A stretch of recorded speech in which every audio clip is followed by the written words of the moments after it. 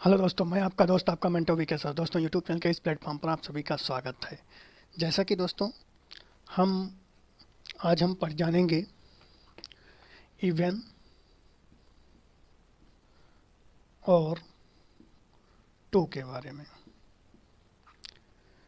हम लोग जानते ही हैं कि हमारा इसमें टॉपिक चल रहा है सम एडवर्ब्स एंड कंजंक्शन, जिसमें हमने पीछे बात की है। जो लोग अभी तक पीछे की क्लासें नहीं देखें तो देख लें प्लीज़। और आज हम बात करने वाले हैं इवन और इवन टू के बारे में। अगर सबसे पहले हम इसके अर्थ को अगर जानें तो इन दोनों का अर्थ लगभग समान होता है। जैसे इसके अतिरिक्त,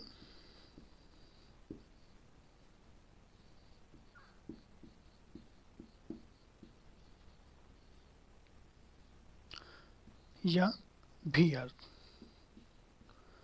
दोस्तों इवन और इवन टू को इसका मतलब यूज जो होता है इवन या इवन टू का इसके अतिरिक्त या भी के अर्थ में प्रयोग किया जाता है।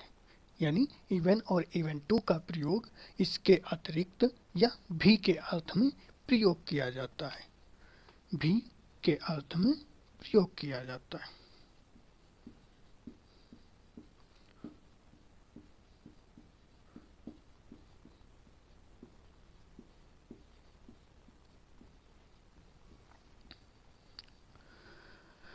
लेकिन अगर हम बात इनके बेसिक डिफरेंस पर करें तो इनमें दोनों में बेसिक डिफरेंस ये होता है कि इसमें दो प्रकार के डिफरेंसेस होते हैं। नंबर एक तो होता है कि इवन का प्रयोग हमेशा उस शब्द से पहले किया जाता है जिस शब्द को वो मॉडिफाई करता है, या उस शब्द से पहले किया जाता है।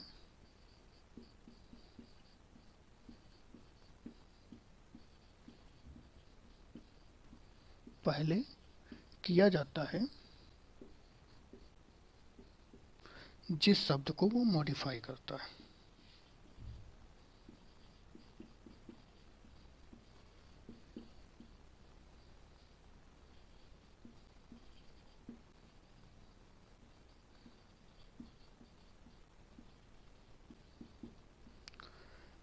और अगर हम बात टू की करें,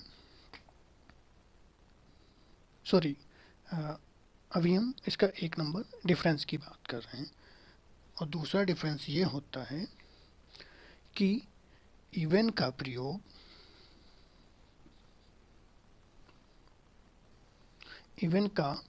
प्रयोग हम इसके अतिरिक्त या भी के साथ साथ हम आश्चर्य का भाव हमें इसमें आश्चर्य का भाव भी देखने को मिलता है। आश्चर्य का भाव भी देखने को मिलता है। कैसे समझाने भी दोस्तों, इसमें हम एक बार फिर से समझ लेते हैं कि इवन और इवन टू का सबसे पहले अगर अर्थ की बात करें या इसके भाव की बात करें तो ये इसके अतिरिक्त या भी के अर्थ में प्रयोग किया जाता है। और अगर इसके बेसिक डिफरेंस की बात करें तो इवन का प्रयोग उस शब्द से पहले किया जाता है जिस शब्द को ये मॉडिफाई करता है।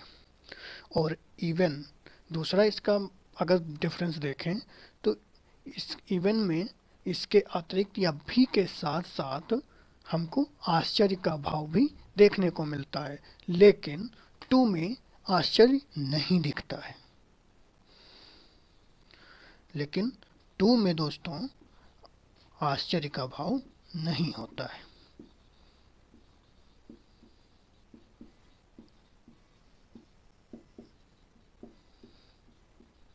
आप लोग समझ गए होंगे कि अगर इसके डिफरेंस की बात करें तो इसमें टू में क्या है, आश्चर्य का भाव नहीं होता है। इसका प्रयोग इसके अतिरिक्त या भी के अर्थ में किया तो जाता है, लेकिन इसमें आश्चर्य का भाव हमको देखने को नहीं मिलता है। लेकिन टू में क्या होता है, सॉरी इवन में क्या होता है कि इसमें इसके अतिरिक्त या भी के साथ साथ इसमें हमको आश्चर्य का भाव भी देखने को मिल सकता है। आप लोग इतना नोट डाउन कर लो, फिर हम इसके बाद एग्जाम्पल की बात करें।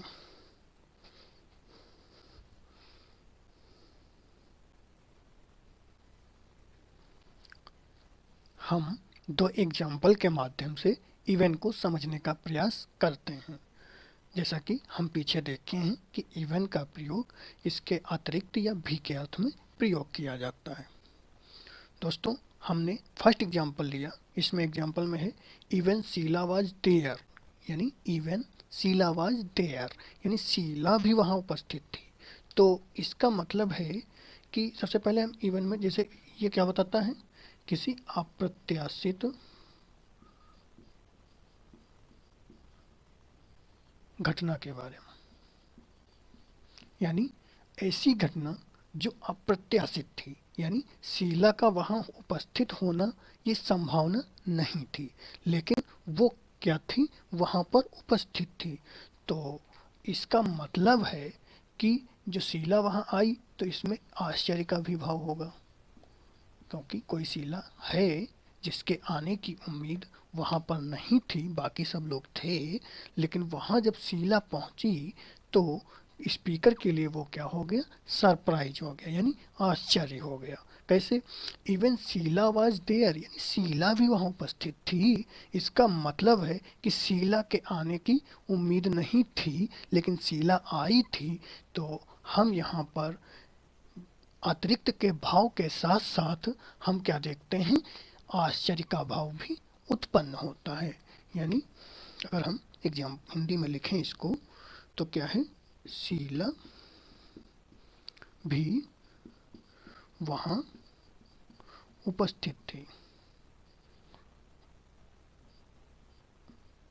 शीला भी वहाँ थी। तो इसका मतलब हम समझ गए, स्पीकर के लिए सबसे पहली बात सरप्राइज थी, क्योंकि ये अप्रत्याशित घटना, शीला का वहाँ आना कोई इस संभावना यानी पॉसिबिलिटी नहीं थी, लेकिन शीला वहाँ पर आई तो इसका मतलब है कि ये स्पीकर के लिए अतिरिक्त के भाव के साथ साथ ये आश्चर्य का भाव भी प्रकट हो रहा है। अगर हम बात इसी दूसरे एग्जाम्पल की करें, Ramesh will even sing a song if you ask, यानी रमेश भी गाना गाएगा यदि आप उससे कहोगे। तो इसका मतलब क्या है कि रमेश अन्य का मतलब, इसका मतलब ये है कि रमेश और भी कार्य जो करता था वो करता ही है, लेकिन अगर आप उससे कहोगे तो गाना भी गाएगा। तो यहाँ पर हम क्या देखते हैं, देखने को मिलता है,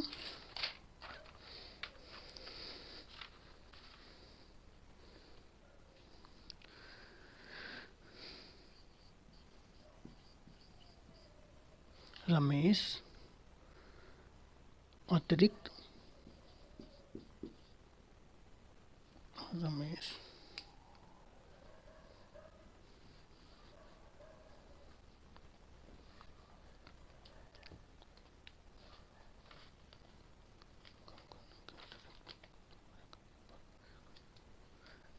रमेश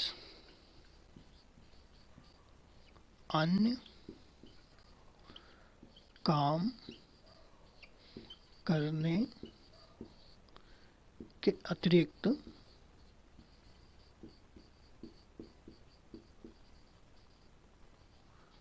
गाना भी गाएगा, गाना भी गाएगा।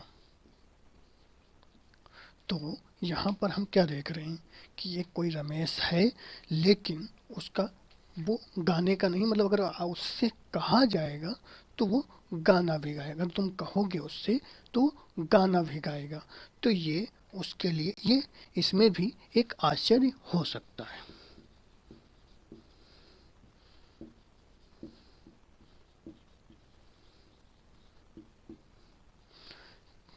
क्योंकि रमेश गाएगा ये तो पहले से निश्चित नहीं था। ये क्या है, अप्रत्याशित घटना है, अगर कोई कहता है उससे तो वो गाने लगता है। तो इसका मतलब है कि जो स्पीकर है उसके लिए वो सरप्राइज भी है। तो हम समझ गए होंगे कि इवेंट का मुख्यतया प्रयोग उस शब्द से पहले होता है जिस शब्द को वो मॉडिफाई करता है। यानी इवन शीला, यानी शीला भी, यानी ये शीला को मॉडिफाई कर रहा है। और हम यहाँ पर देख रहे हैं ये सिंग को मॉडिफाई कर रहा है, तो यानी गाना भी गाएगा, तो यानी गाना भी, तो ये क्या है, सिंग को मॉडिफाई किया। तो हम सबसे पहले क्या समझे कि इवन उस शब्द से पहले आता है जिस शब्द को वो मॉडिफाई करता है। और दूसरी चीज़ हम ये समझे कि इवन का प्रयोग क्या के अतिरिक्त या भी के शब्द में किया जाता है। और तीसरी चीज़ हमने क्या समझा कि इवन में एक सरप्राइज यानी आश्चर्य का भी भाव होता है। जो आश्चर्य का मतलब कहते हैं ऐसी घटना घटित होती है जो अप्रत्याशित होती है। तो हम यहाँ तक इवेंट के बारे में समझा और जाना। अब हम आगे टू की बात कर लें। आप लोग इतना नोट कर लीजिए।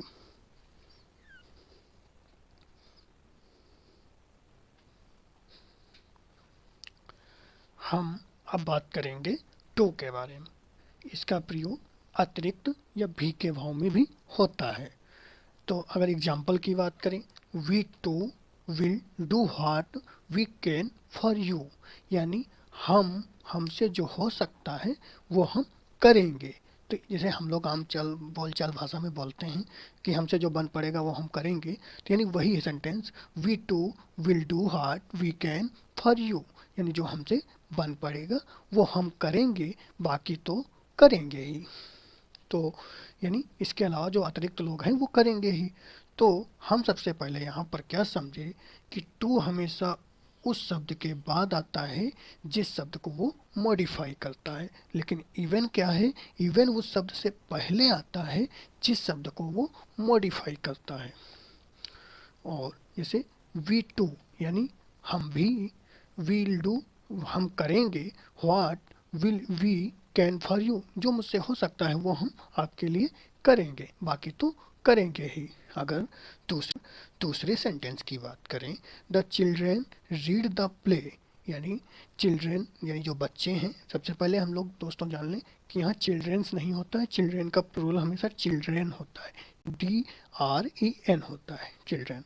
यानी the children read the play, यानी चिल्ड्रेन रेड द प्ले यानी नाटक को पढ़ा, यानी बच्चों ने नाटक को पढ़ा। दे एक्टेड टू और उसे क्या है किया भी, यानी नाटक को किया किया या खेला भी। तो हमने क्या देखा कि जो एक्टेड है यानी एक्ट माने होता है किसी प्ले करना यानी नाटक को खेलना। तो यहाँ पर एक्ट के बाद टू आया, यानी जो टू है ये किसको मॉडिफाई कर रहा है, एक्ट को, और ये एक्ट के बाद ही टू का प्रयोग किया गया। तो हम समझ गए कि टू का प्रयोग उस शब्द से बाद आता है जिस शब्द को वो मॉडिफाई करता है। और जैसे इसका अगर हम अर्थ की बात करें तो चिल्ड्रन रेड द प्ले, यानी बच्चों ने नाटक को पढ़ा, और दे एक्टेड टू और उसे खेला भी। हम समझ गए कि टू का प्रयोग के अतिरिक्त के भाव में किया जाता, के अतिरिक्त या भी के भाव में किया जाता है। और लेकिन दोस्तों इसमें कोई सरप्राइज नहीं होती है, यानी इसमें आश्चर्य का भाव नहीं होता है। इसमें हमको आश्चर्य का भाव कहीं भी नहीं देखने को मिलेगा, नहीं होता है। लेकिन इवन में क्या होता है, आश्चर्य का भाव भी होता है। तो हम यहाँ तक समझे। और जैसे इसमें अगर हम आश्चर्य की बात करें तो we too will do what, हमसे जो बन पड़ेगा वो वी कैन फॉर यू वो हम आपके लिए करेंगे। लेकिन इसमें कोई आश्चर्य की बात नहीं है, क्योंकि किसी ने मुझसे हेल्प मांगी या कोई कुछ मांगा तो हम उसके लिए ये सेंटेंस का प्रयोग करते हैं। लेकिन उसमें क्योंकि वो उसी से मांग रहा है व्यक्तिगत, तो वो उसमें कोई सरप्राइज वाली तो बात नहीं है ना। लेकिन अगर इवन का प्रयोग में सरप्राइज होती है।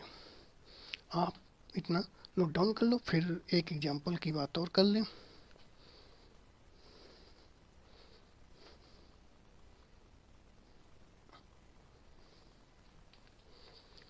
नेक्स्ट एग्जांपल हमारा क्या है, they brought their families too, इसका क्या अर्थ हुआ?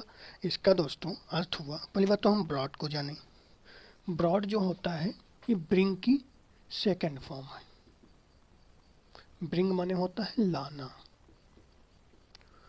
और इसकी सेकंड और थर्ड फॉर्म ब्रॉड होती है।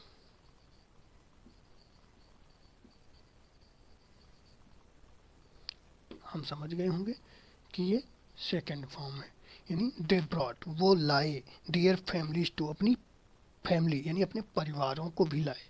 तो इसका मतलब ये हुआ कि हम अक्सर क्या होता है, कभी कभी किसी एक इंसान को इनवाइट करते हैं लेकिन वो पूरी फैमिली को लेकर आ जाता है। तो इस सिचुएशन में हम इस सेंटेंस का प्रयोग करते हैं कि they brought their family too, यानी वो तो आए ही लेकिन अपनी फैमिली को भी लाए। तो कहने का मतलब है, या वो तो आए, अपने दोस्तों को तो लाए ही लेकिन अपनी फैमिली को भी लाए। तो हम क्या देखें कि जो टू है हमारा, वो किसको मॉडिफाई कर रहा है? फैमिली को। और फैमिली जो हमारी क्या है, तो हम समझ गए कि टू हमेशा उस शब्द के बाद आता है जिस शब्द को वो मॉडिफाई करता है, और इवन हमेशा उस शब्द से पहले आता है जिस शब्द को वो मॉडिफाई करता है। तो they brought their families too, यानी वो तो आए ही लेकिन वो अपनी फैमिलीज को भी लाए, ये है। लेकिन इसमें हमको कहीं पर भी सरप्राइज यानी आश्चर्य का भाव नहीं देखने को मिलता है। सिर्फ दो अर्थ लिखने को मिलते हैं, अतिरिक्त या भी के भाव में।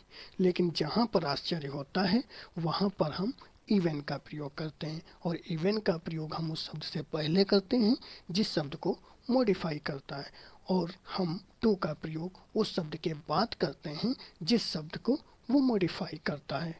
दोस्तों उम्मीद है कि समझ में आई होगी क्लास। आप लोग इतना नोट डाउन कर लीजिए।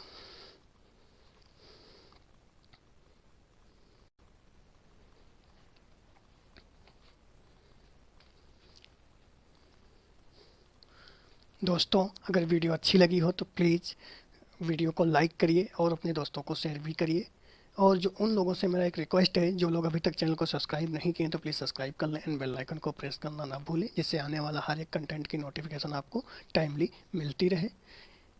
Thanks for watching this video, and till then take care, meet you next video.